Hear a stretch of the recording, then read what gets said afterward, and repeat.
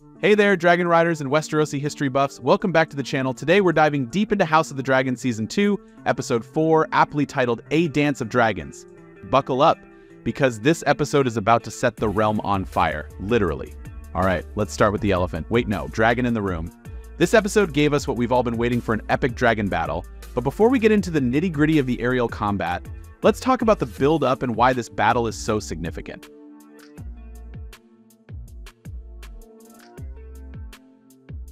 You know how in our world, countries with nuclear weapons operate under the principle of mutually assured destruction?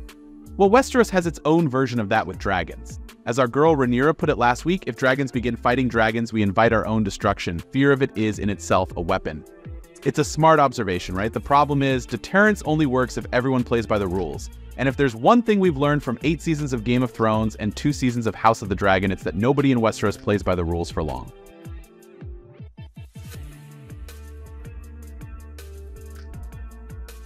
So let's break down this epic battle. We've got 3 players in this aerial dance. 1. Princess Rhaenys on Melees. 2. King Aegon II on Sunfire. 3. Prince Aemond on Vhagar. First off, can we talk about how visually stunning this sequence is? The VFX team deserves all the awards for making these dragon fights feel real and terrifying. The way Vhagar emerges from the woods, slowly revealing her massive size, is pure cinematic gold. It's like watching Godzilla rise from the depths, but with scales and wings. But what makes this battle truly compelling isn't just the spectacle, it's the character motivations behind it. Let's break it down rider by rider.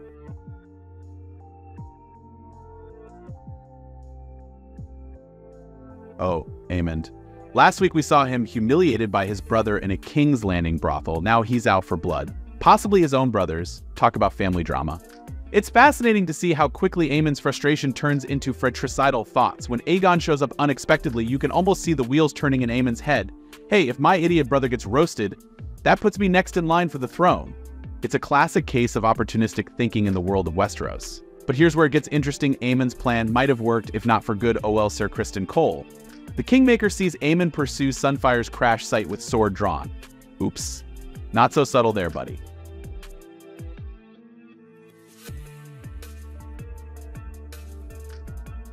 Speaking of Aegon, let's talk about this hot mess express of a king.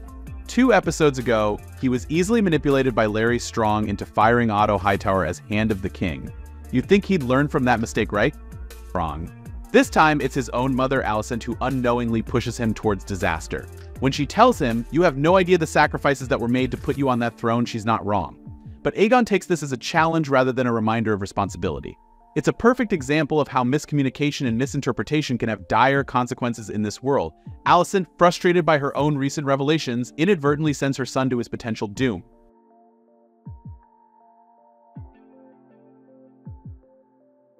Now let's talk about the real MVP of this episode, Rhaenys Targaryen. Her arc in this episode is heartbreaking and heroic in equal measure.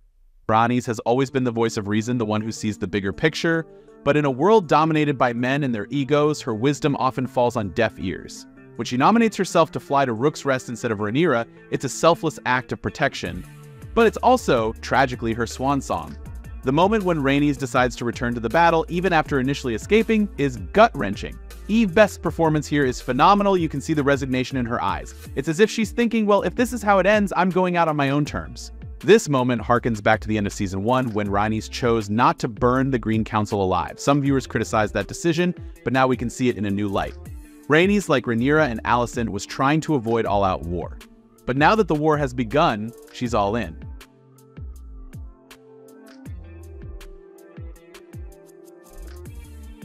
So what are the consequences of this epic battle? Well, 2 dragons are dead, at least 1 dragon rider, poor Rhaenys, is toast, and countless soldiers have been barbecued. But the real impact goes beyond the body count.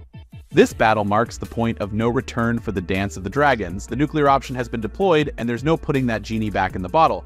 Or, should I say, that dragon back in the egg. It's worth noting how this episode brilliantly callbacks to the previous one. Remember Rhaenyra and Alicent's heart-to-heart? Well, now we see why that conversation, as touching as it was, ultimately doesn't matter. The wheels of war are already in motion, and personal reconciliations can't stop them.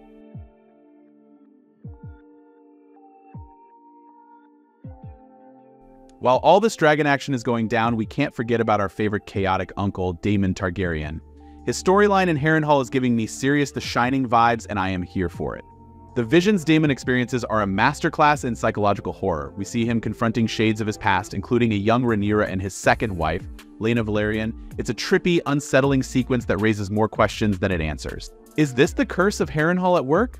The magic of Elise rivers? Or is Damon's conscience finally catching up with him? The beauty of House of the Dragon is that it leaves these questions open to interpretation. It's like a medieval Inception. We're not quite sure what's real and what's in Damon's head.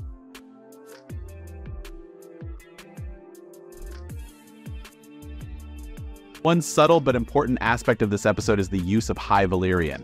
We hear it for the first time this season, and it's used to underscore the differences between Aemon and Aegon. Aemon, the second son, shows a mastery of the language during a small council meeting. Aegon, on the other hand, can barely string a sentence together. It's a clever way of showing us who's really fit to rule, at least in terms of Targaryen tradition. Its emphasis on language ties into the larger themes of communication and misunderstanding that have been running through the season. From Alicent's misinterpretation of Viserys' last words to the failed peace talks between Rhaenyra and Alicent, we're constantly reminded of how crucial clear communication is in the Game of Thrones.